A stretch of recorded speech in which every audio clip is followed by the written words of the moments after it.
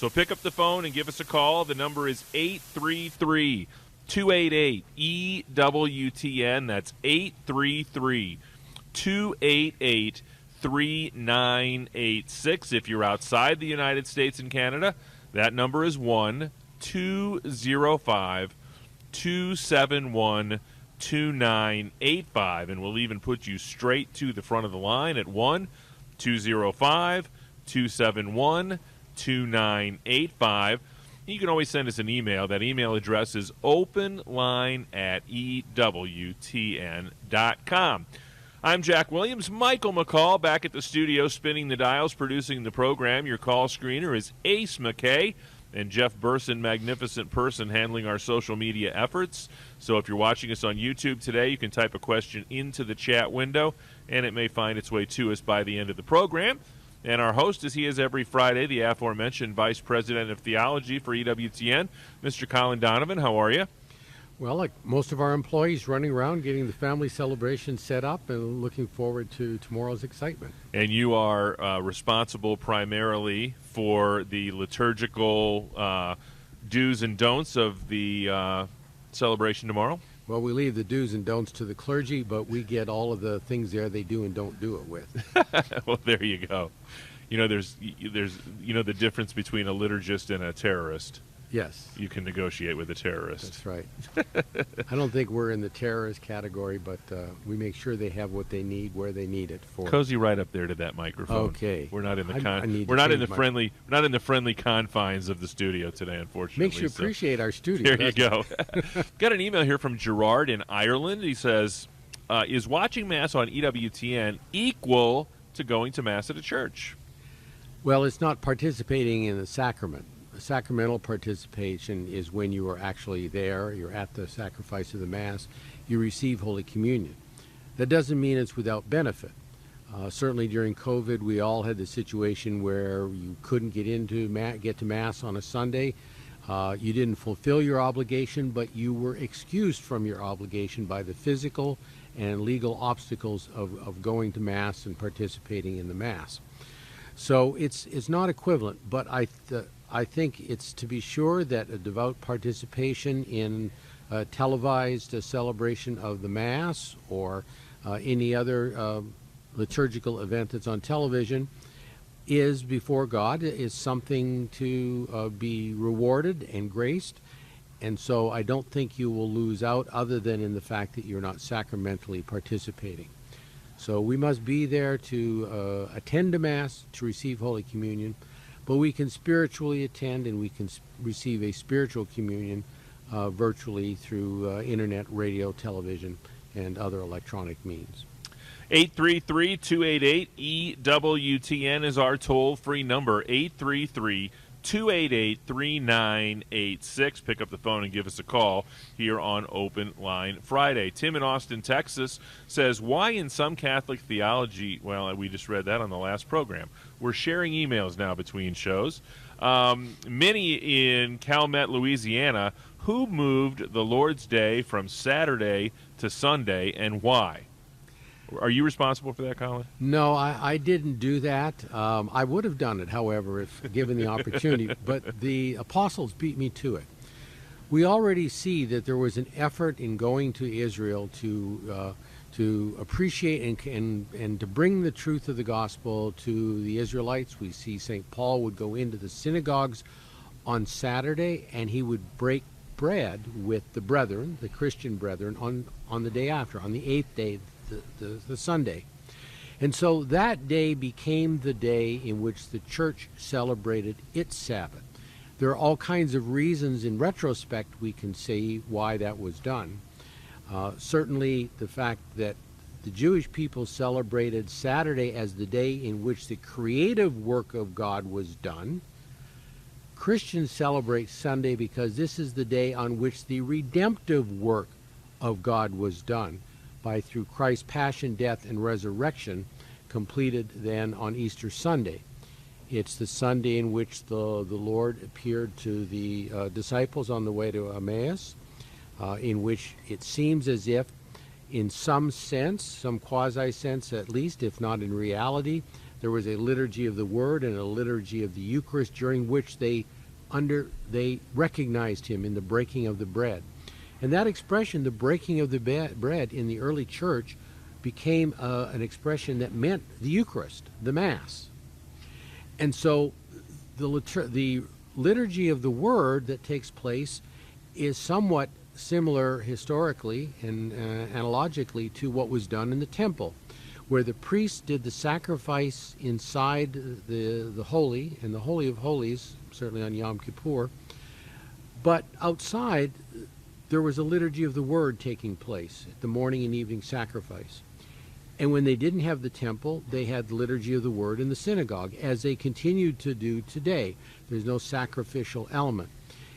In Christianity, we have both, because we have that liturgy of the Word, that tradition of using, reading, and appreciating the Scriptures, which the Jewish people had.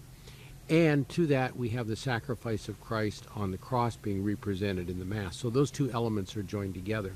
And the church, realizing that, it understood that a new creation had been made. The old Adam, the old Eve, had been replaced by the new Adam and the new Eve. The old sacrifices of blood, of bulls and goats and sheep and so on, been replaced by the one sacrifice of Christ, which now we celebrate in memorial every Sunday, because that's the day on which that Paschal mystery of his passion, death, and resurrection was completed. So the church started celebrating it, and it simply continued on going for centuries. In fact, it's only within the last 150 to 200 years that new groups have arisen who suddenly say, oh no, we should be celebrating the Sabbath, and that's Saturday. That is a historical, ignoring the reality of what Christ accomplished in a new creation in himself, and which we celebrate when we come together on the Christian Sabbath, Sunday. Rita writes in, my 96-year-old mother noticed that we say maker instead of creator in the creed. This concerns her, and she would like to know when and why this was changed. Apparently everybody thinks you have a lot of authority today, Colin. Yeah, no, I didn't change that one either. Different words have different meanings and implications in different languages. So obviously the word creator, the creator is what God is he who creates. An analogous word in English would be a maker. We normally say, for instance, you could say, oh, he created that great work of art. Or he made that great work of art. These are equal ways of saying it. So these kinds of translation decisions are made in translating what was originally the Latin version of the Creed, which actually originally was the Greek version of the Creed. So two translations ago, but it all has the same meaning, and the Church certainly has that intention. We're talking about the eternal Father and God as a whole, because creation is an act of all three divine persons in different ways because of the relationship among them, but that God created and made everything, and that's the singular claim that is being made in that text in the Creed, is that God created everything that exists. And in the Fourth Lateran Council, they spelled it out by saying everything, both spiritual and material. In other words, the angels, all the angels, and all of material creation.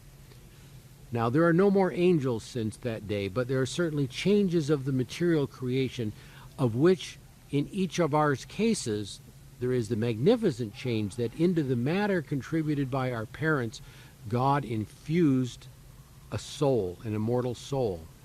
So that's the only creation that goes on since that day in which everything spiritual and material was created, is the infusion of the soul in a new human being at the moment of the conception, when their matter of their parents come together and God gives them a soul. 833-288-EWTN is our toll-free number. 833-288-3986. Coming to you live from the Birmingham Jefferson Convention Center in downtown Birmingham, the site of tomorrow's EWTN Family Celebration. It's Open Line Friday with Colin Donovan.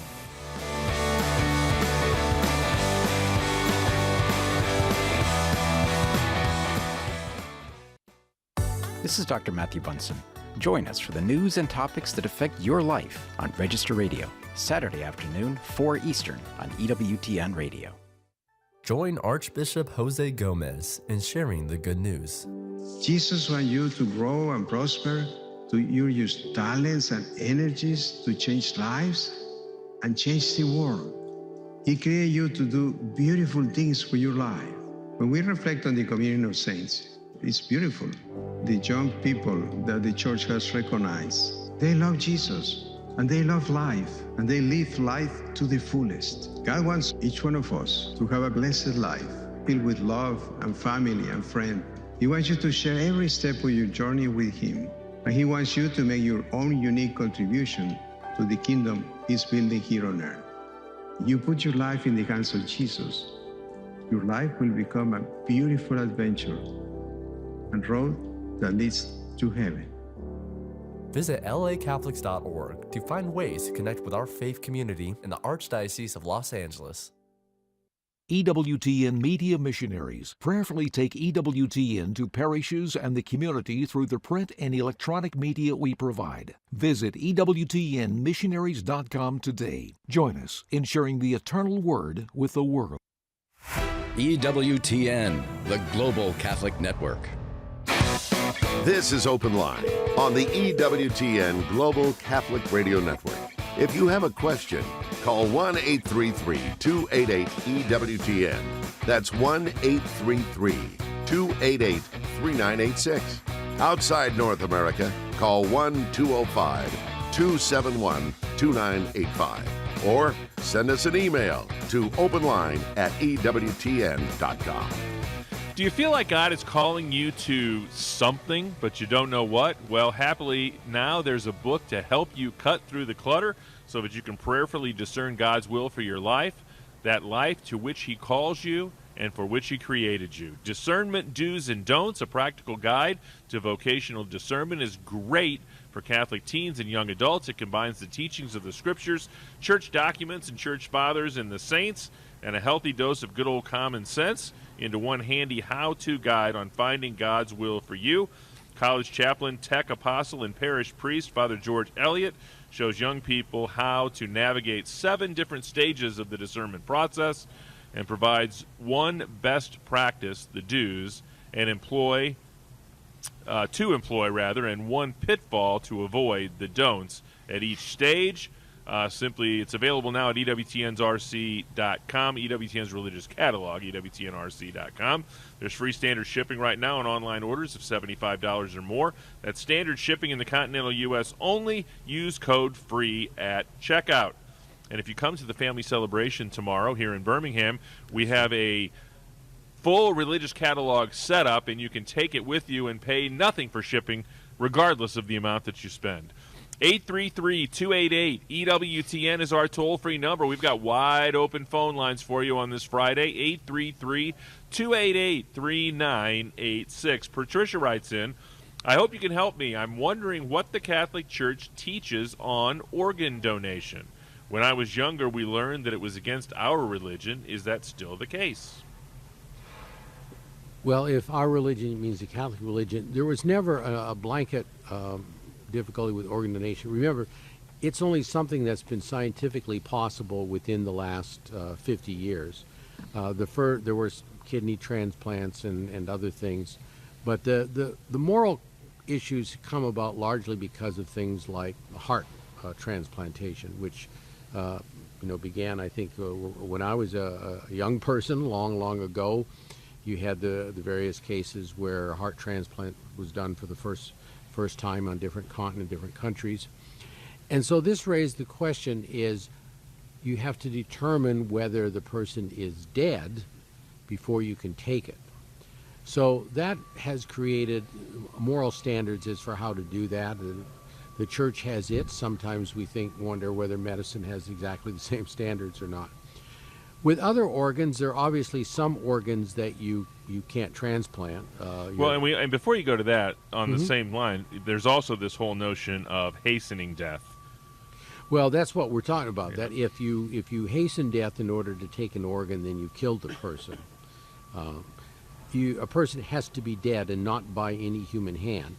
The disease can kill them, and then an organ that's not affected by the disease could be taken. But that's the trouble where the heart transplants become more difficult. We have a number of bilateral organs, meaning we have 2 kidneys, we have 2 lungs. So it's not unheard of that people actually transplant those, especially kidneys between siblings would be common because of the close match, but other relatives as well, and they do matching of all of that. So all of that is accepted by the church. It has to be done morally. It has to be done freely. We hear of illegal transplantation from prisoners without their consent in some countries in the world, transplantations from religious and other minorities in some countries in the world. All of that would be gravely immoral to do that kind of thing.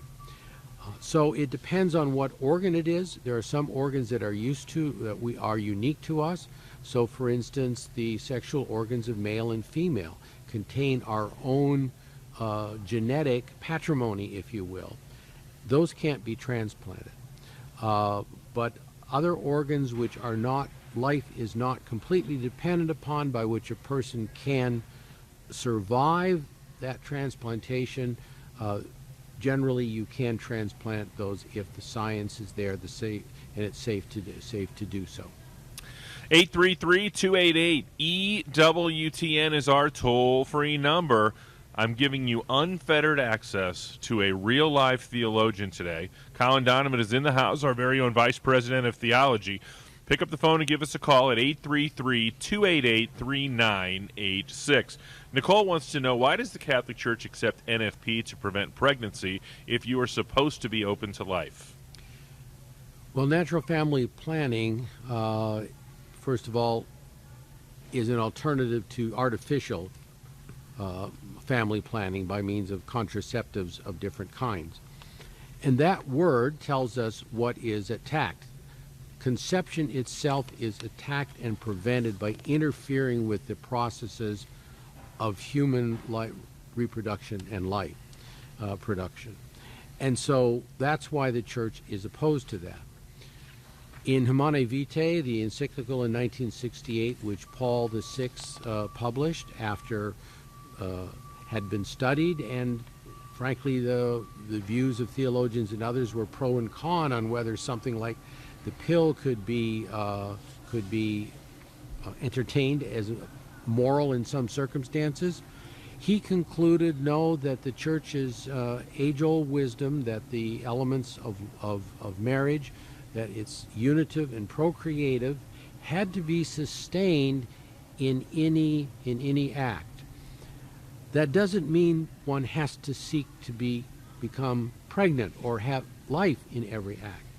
So what natural family planning does is take advantage of the natural processes which God has built into the woman's nature in order to observe in the fertile times abstinence, and in the non-fertile times obviously conjugal relations. So that's the principle by which natural family planning is moral. The other element of that is because this is a serious matter, the Pope said you needed a just reason, which translates to a serious reason when considering what would rise to the level of just. So a serious reason would be the health of the woman, the inability of the family at a particular time, economically and otherwise, to sustain a new life at this time, and then that can be justified. And so that would be allowed. The question would raise the question: what is the intention of the couple? If their intentions is contraceptive, in other words, at all costs, regardless of when and regardless of the reason, we don't want to have children now, that would be a contraceptive motivation. But if a serious reason is used to space children or to avoid the fertile times because, say, of a medical consideration or even a family situation, you can imagine flight during war, hard economic times, the Depression, the many people who fled various countries during World War II, that these would be serious reasons not to have a child as you're fleeing from, the enemies of your people. So that's the kind of serious reason that is needed. It cannot be a reason against life, but a reason that this is not the opportune time, and we use the method that God has built into life itself, the fact that there are already infertile periods that we may take advantage of. 833-288-EWTN is our toll-free number, 833-288-3986. Mina wants to know, what is the Catholic view on cremation, specifically when bodies are supposed to be resurrected? The Church allows cremation, but then the created remains, or cremains as they've been called, must be kept in a sacred place, which means in a columbarium. It means can be in the ground, and it generally means that this is done with the help of a priest so that the place of placement is blessed. So in that respect, it's no different than the body itself. The Church's belief in the resurrection doesn't demand that God have all of those. You need only open up an old grave to know that those particular molecules are part of all kinds of other critters now, and they are no longer in one place.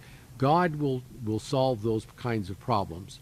So it's the respect that is owed to the body of a person who participated in the sacraments during life, especially baptism and the Eucharist, and who themselves is destined for eternal life, that those are treated respectfully by the heirs, by the family members, and not used in some, silly purpose of scattering them all over the ocean or in the hills or on them, keeping them on the mantle or something like this, like you might your puppy dog after it died. You might keep the dog's remains around. So you can't do that kind of thing. That's disrespectful of a body destined for eternal life. 833-288-EWTN is our toll-free number. Plenty of open phone lines for you at 833-288-3986. We go now to John in Middlebrook, Virginia, listening on Sirius XM Channel 130. John, you're on with Colin Donovan. Gentlemen, good afternoon to both of you. Hello there. Keep your head down with all the traffic going on, all the noise in the background. A question for you, Colin, regarding the possible laicization of a priest. Yes. You're fading in and out. Yeah, we're kind of fading in and out. Can you try that one more time, John? Yeah.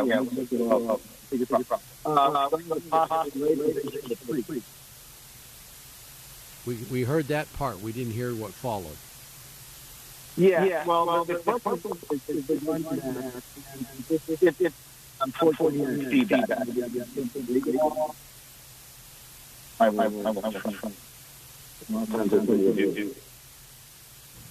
have to turn on the speakers. Yeah, unfortunately, John, we're having a hard time hearing you on the phone. We will give you a try back in just a few moments. 833-288-EWTN is our toll-free number, 833-288-3986. Ryan wants to know, when did the doctrine of transubstantiation begin in the Catholic Church? Well, the doctrine of transubstantiation is a formalization of the means of what happens in the case of the bread and the wine becoming the body and blood of Christ. That the Church has always believed. But like most things that we contemporaneously know or can look up in a theology textbook or find in a church father or in a medieval theologian like Albert the Great or Thomas Aquinas or any others, everything which the church believed in a rather simple way has been developed in a more complex way to arrive at an explanation of the religious truth, the truth of faith which we hold by faith, in a way that shows that although reason cannot penetrate to the depths of a revealed truth, Jesus revealed 12 promises for those who honor His Sacred Heart. Learn what these promises mean for you with our free ebook. Visit EWTN.com, Seasons and Feast Days, and click on Sacred Heart of Jesus. This is a Pro-Life Minute with doctors Stephen and Gracie Christie. Okay, so pro-choicers say that an embryo might technically be alive, but so's an acorn or a tomato or a jellyfish, and we don't worry about those lives. Do you also fret over killing jellyfish? Okay, a jellyfish or an acorn or a tomato is a thing. An embryo or fetus is a human being, and all human beings, unlike things, have inherent dignity and immense intrinsic value, irrespective of their capacities. Surely you're not going to argue that all living things have equal intrinsic value, that there would be no difference between killing, for example, a 2-year-old cow or a 2-year-old child.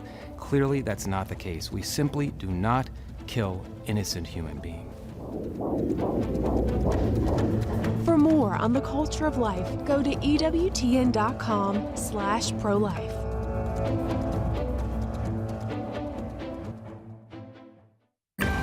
The most original Catholic content is on EWTN Radio. This is Debbie Cowden. This week on The Catholic Sphere, my panel of seasoned parents share the joys of raising many children under one roof. They debunk myths and conceptions that might be preventing parents from wanting more kids. The Catholic Sphere, Sunday afternoon, 2:30 Eastern on EWTN Radio. Hi, this is Cy Kellett. Later today on Catholic Answers Live, Trent Horn joins us and asks, why aren't you Catholic? Catholic Answers Live, 6 p.m. Eastern on EWTN Radio. Now, back to Open Line Friday. Colin, Donovan. This is Open Line on the EWTN Global Catholic Radio Network. 833-288-EWTN is our toll-free number. It's a free telephone call anywhere in North America. 833-288-3986. Let's go to John again in Middlebrook, Virginia. John, let us see if we have our technological act together here. Yeah, let's see, gentlemen. I know it's a cardinal son of a caller had my radio on too, so I'm going to shoulder some of the blame on that. So I'll pony up. Regarding the laicization of a priest, there's a very small parish in North Carolina that a priest is threatened with laicization, mostly because allocation of funds that come into the parish. It was felt by a member of the parish that they did not want anything going to Catholic charities. And the priest is going to acknowledge that and obey by that. He's under threat for doing that. Is that a cause for laicization? Well, the cause of any such case, regardless is that particular one or many others, is usually it's either a moral defect on the part of the individual, or it's a question of the obedience obliged to one's bishop. So there's a promise of obedience, essentially a vow that is made at the time of ordination. So that may be at play here. There are many, many things, obviously, which could fall under that. And church law doesn't necessarily, have a complete iteration of everything for which you can be threatened and even punished for. Many things in terms of the obedience to the bishop, obviously that you would think that laicization would be a last course. There is a history in the United States, however, of parishes, as has happened around the turn of the 20th century, in other words, 100 and some years ago, in Pennsylvania, and then in more recent decades in St. Louis. There is a case where a parish wanted to be essentially autonomous and run its own show, and the bishops warned them, and finally a schism occurred, and punishment, of course, followed for those whose power the church reaches, and that means any priests or deacons that were involved, and of course any laity will go along with that schismatic activity. So I don't know where this will lead. I don't even know the history of it, but I just know that historically these kinds of things come about, and that regardless of that, nothing is ever autonomously decided by a bishop even, that if somebody feels they're being treated unjustly by their bishop, whether a lay person for that matter or a member of the priesthood or religious life, they have the possibility of appealing to Rome to determine. I think it's when the rubber hits the road and you decide, are you going to obey your own will or are you going to obey the church, that you start looking at penalties. That may be the case here, but I don't know any facts to support an opinion one way or the other. 833-288-EWTN is our toll-free number. 833-288-3986. Just in case there was any doubt as to the fact that we are live. We're competing with a forklift now, so we're doing okay, though, as these good folks here at the BJCC worked hard to get us all set up here for tomorrow's family celebration. So we can hardly complain. That's right. Next up is Robert. He is deployed. Thanks for your service, Robert. You are on with Colin Donovan. I just appreciate that WETN, the shortwave stations, are there, because pretty much wherever I am in the world, I can still catch EWTN. So, quick question for y'all. So, shout out to the shortwave engineers. Sometimes I can't make it to Mass. I do everything I can to make it to Mass, but sometimes I listen to Mass on EWTN, because you guys do it every morning at like 0700 Central Time. Does that count? I mean, if you have a true heart and you truly want to make it to Mass, it's not like you're sleeping in or you're knocking off or doing anything crazy like that. It may not be as efficacious, or maybe it is, but what is the ramifications on that, if you don't mind? A little bit of detail. Are you in a ship at sea? I can't tell you guys. I'm sorry. Then don't tell me, please. I had a clearance at 1.2, and so I know the obligations of that. No, I would certainly think that deployment in and of itself would come with some considerations. Well, I can tell you, I can count on one hand the number of times in 4 years at sea that we had Mass on board the ship, and the number is 1. Simply because smaller ships, you don't have a chaplain on board. And one time we were taking part in an exercise in the Western Pacific in a carrier group, and the chaplain was flying around, and the poor guy was lowered to our hangar deck and came in, celebrated Mass, heard some confessions, and then was hauled off to some other little ship. There is a general rule here, and it's called the law of necessity. It's why we don't have to go to Mass when you're up to your belt in snow and the weather is horrible, or you're sick, or you have to care for your sick children. These are excuses for the obligation to do it. There's a principle in moral theology which also then applies in canon law and in many other areas, and that is that God does not demand the impossible. So positive human law and even positive divine law can lapse when what is before you is a task beyond your reach, beyond your ability to do it. And so getting to Mass on a Sunday for weather or physical impossibility or moral impossibility either. Maybe, and I know in the bad old days of liturgy, a lot of people just, they had one church to go to. They couldn't church shop, and the liturgy was abysmal and full of abuses, and they couldn't bring themselves to go. That would be called moral impossibility.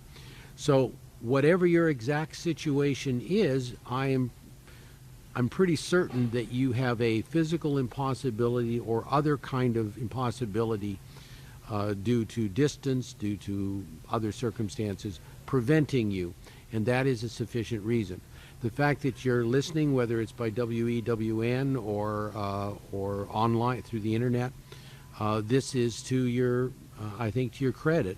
And so, as I was telling a caller at the top of the show, or an emailer, I think it might have been, that you do that and God will have grace for you. But it is not sacramental participation in the Mass, and you can do a spiritual communion, but that's not sacramental communion.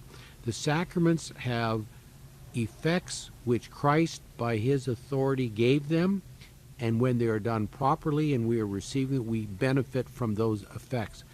In the case of participation through radio and TV, internet, or however it's done, obviously you are completely throwing yourself on God. But in some ways, the very fact that you go to the trouble makes you especially docile to whatever graces that he wishes to offer you. So you need not fret about that in the least. 833-288-EWTN is our toll-free number, 833-288-3986. Next up is Catherine in Cleveland, Ohio, listening to EWTN on The Rock. Catherine, you're on with Colin Donovan. Hello. I just like to talk about the consecration. Hello. All right, go right ahead. I was just saying, Our Lady promised all the wars in the world will cease, and we'll have an era of peace 1,000 years when it gets done correctly. And it's never been done right. That is the promise. And if you're willing to do investigation on it, you'll find it has been the promise. There will be more spiritual people rising in the future, too. But the promise is world peace, and 1,000 years of peace, and all wars in the world will cease. Well, thank you for your thought on that, but there's nowhere in any of the authenticated messages of Our Lady does she promise that. She said Russia will be converted and an era of peace will be given to the world. The Church has long ago rejected the idea of a millennium, 1,000 years, but rather that is in the understanding of the Church the time between the first and the second coming, the time in which the Church is operative. The era of peace promised from Our Lady certainly implies a freedom from the kinds of turmoil that war brings in terms of famine and anguish and all of that. And so we still have that, I think, to look forward to. But the point is that that's not the way the promise was described either in 1917 on the July apparition or in 1929 when she came to make the specific requests, or through revelations she made to Sister Lucia as a nun during the 30s and 40s and 50s and later, or to Blessed Alexandrina da Costa, who also was asked for a consecration, but of the whole world to the Immaculate Heart, which Pius XII did, and multiple popes since. So I think you have to get the whole facts and the history of it to understand what exactly Our Lady was asking for. And when you get into that, you find, both in the writings of Sister Lucia trying to explain it, and also in the words of the apparitions themselves, was that Our Lady came not of her own accord, but as was explained to Sister Lucia afterwards, in order to establish in the world devotion to the Immaculate Heart. And many have said that the use of consecrations, which began in the 1940s with Pius XII in response to Blessed Alexandrina and also Our Lady of Fatima, that has continued down to our day, has been described as a new era in Marian devotion because it brings our understanding of Mary's role in the redemptive history and salvation in conjunction with her Son in a way that we never fully appreciated. We had the hints and so on and the things theologians have written over the years, and speaking of this, Louis de Montfort certainly pushed the idea of personal consecration. Now we have the many kinds of corporate consecrations that have come about as a result of Fatima. And then, too, I think we have to remember what was said. We have an era of peace. Why? And we get that information from St. Faustina, to whom the Lord told that if they will not pass through my mercy, they must pass through my judgment. Our Lady is the mercy of the Lord. her appeals to us, her calls to us, her calls for us to use consecration, to use the 5 first Saturdays, to pray the rosary for peace, to do reparation for the sins of others. All of these things are calls to the world, as Sister Lucia described in her wonderful book regarding the calls from the message of Fatima. All of these things are appeals to us because they're appeals to the divine mercy, because we can see in the wars of our present day even what will happen if people don't go to the divine mercy. Judgment will fall, and that's why she came, to forestall that. And we're frankly not doing a very good job of forestalling it, but we have to keep trying. And those of us who understand and trust she's entrusted the message to must try to live it ever more perfectly in order to accomplish the goals that she established at Fatima, and the goal also, which St. Faustina mentioned, was the goal of our Lord, to send this appeal of mercy to the whole world in order to avert the justice and the wrath of God. You know, we've been talking about the family celebration tomorrow here at the Birmingham Jefferson Convention Complex in downtown Birmingham, Alabama. Not only are we going to have the beautiful Eucharistic procession to conclude the final thing, but it's really a celebration of, during this centenary year of Mother Angelica's birth, it's a celebration of her love for the Eucharist, and it's reflected in the speakers that we have. We have Father Wade Menezes. You can hear from the perspective of a priest, Deacon Harold Burke-Sivers. You can hear from the perspective of a deacon, Jim and Joy Pinto. You can hear from the perspective of a married couple, and much, much more. Michael Warsaw, Doug Keck, all of the friars from the Franciscan Missionaries of the Eternal Word, and much, much more. Go to EWTN.com/family celebration for all the details. It's not too late. You won't miss it until 6 p.m. tomorrow, so make it a point to get here if you can. Next and up it's is going to replay the following weekend too. So that's yeah. Look don't, for that. That's Look for that it's too. not going. That's not the case. So okay. We'll bring that kind of information to you down the road. Anyway, next up is Joseph in Philadelphia, listening on Sirius XM channel 130. Joseph, you're on with Colin Donovan. Hey, good afternoon. My question is surrounding my daughter. Constantly quotes this person who is called a seer, S-E-E-R, out of, I believe, Columbus, Ohio. I think last name is Sweeney. And apparently she gets revelations from, Christ and the Blessed Mother. And some of the stuff that she appears to be saying appears rather dubious. And I looked into it a little bit more, and apparently the bishop, who is out of Cleveland, has distanced the church from this person. But a couple of people that I know that sort of follow this person call the bishop disordered. So are you familiar with any of this? I don't really know what is going on here, but some of the pronouncements, particularly, around COVID and the COVID vaccine and how it was, it was a little crazy. But are you familiar with this? Yes, and Maureen Sweeney is a long-time problem for the church. There is no basis, zero basis for believing her alleged revelations are anything more than from her own spirit or other spirit.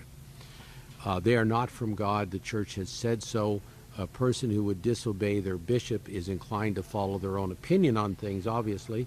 So therefore, that's already the starting down a bad path. You can completely and safely, without concern for God's judgment on your head, ignore those revelations. There is no basis for them, no basis for accepting them. I think you have already seen, humanly speaking, that there are disorders in them. So now the trouble will be to convince, I think you said it was your mother is interested in this. But here's what the church has to say. In paragraph 67 of the Catechism, it talks about the role of the church in discerning and understanding and interpreting divine revelation. So revelation coming from God, with God's authority, The church has the full power to explain and interpret it. That is its specific teaching charism or prophetic charism when you're talking about the charisms of priest, prophet, and king. Priest sanctifying, prophet teaching, king is the governance, the hierarchical dimension of the church. The church has a full charism to explain public revelation. In the next paragraph, it talks about private revelation. Private revelation comes through individuals. Now, do you think that the church has a full, or your mother or Jim or Betty or whoever down the street think, does the church have full charism and authority to interpret public revelation? But boy, if you get the proper private revelation, now you've got the great, the greatest thing ever, and the church has no authority or charism to interpret it. Quite the contrary.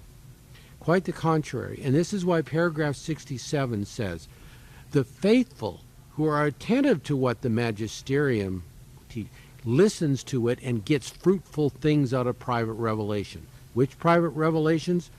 Those that the church's charism of interpretation, which is full and complete on public, and therefore necessarily is full and complete on private, tells them there is something useful here. Guadalupe, Lourdes, La Salette, Barreau, Barang, you go down to our own Fatima. When the church says this is credible, the faithful may have credibility, accept its credibility, and find in it what is useful, what God is trying to teach them or tell them, or Our Lady or whoever. But the first stage of that is that discernment, and the only one who has the charism of discerning is the magisterium. It starts with the bishop. If he's faithful to his vocation, then he will have the proper discernment of that particular case. Is that an infallible discernment? Not at all. Is it obliging people? Yes, absolutely. If he makes a mistake, and be corrected by Rome. This one there in Ohio will never be corrected by Rome. I can guarantee that. So we're obliged to follow that, take that example of when the bishop decides. It doesn't mean that down the road, if something has legitimacy, it couldn't be reformed. But when the church says there's nothing here, you're never going to find anything, frankly, that would suggest that it's anything other than from the person's imagination. So I think you start with what the church has approved. And I can't imagine that Maureen Sweeney or any latter-day mystic has any greater contribution to make to the life of the church or the life of piety than what has been said by Our Lady and by our Lord in the various approved apparitions and mystical writings, because those things form a corpus, a sort of a tapestry, and a view of how to proceed in life. And these other things come along, they generally are breaking that up. Distrust the bishop, distrust the pope, distrust the church. Oh, every conspiracy, you got to avoid that conspiracy over here. If things are going on and conspiratorial in the world, it's in the world that we're going to take care of them. We're going to seek the truth in the world. We're not going to turn the world upside down, making something, conspiracies over COVID, the centerpiece of our spiritual life. No, Christ ought to be the centerpiece. Our Lady standing next to him, the angels and the saints surrounding us, the church carrying out his will. Those are the centerpieces of our spiritual life, not this nonsense that pops up from time to time claiming to have our full and complete attention, even when the bishop says ignore it. Next up is Barbara. She is on her way to the family celebration, Colin, and she's giving us a call. She's listening on the EWTN app. Barbara, we can't wait for you to get here. You're on with Colin Donovan. Well, hello. I'm really glad to be getting a chance to talk to you, and I'm glad that the previous callers have kind of outlined what I was going to kind of head towards for my question, but I'm going to focus it a little bit more. It is about Marian apparitions and about other kind of messages from heaven. It is clear that we don't have to, understand and agree to all of them, even something like Lourdes. It's up to us as faithful people to, be able to digest that and understand it or not, even if it's approved. Something like the warning, though, that has been discussed and given that message by many, many, many saints over the last hundreds of years, including people like Padre Pio, including current exorcists like Father Jim Blount, who have an awareness of what heaven is asking of us today.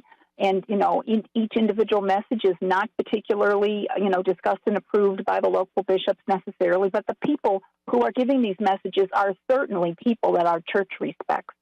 Why are we not getting more awareness of this so that the people in the pew have a clue what's going to come someday?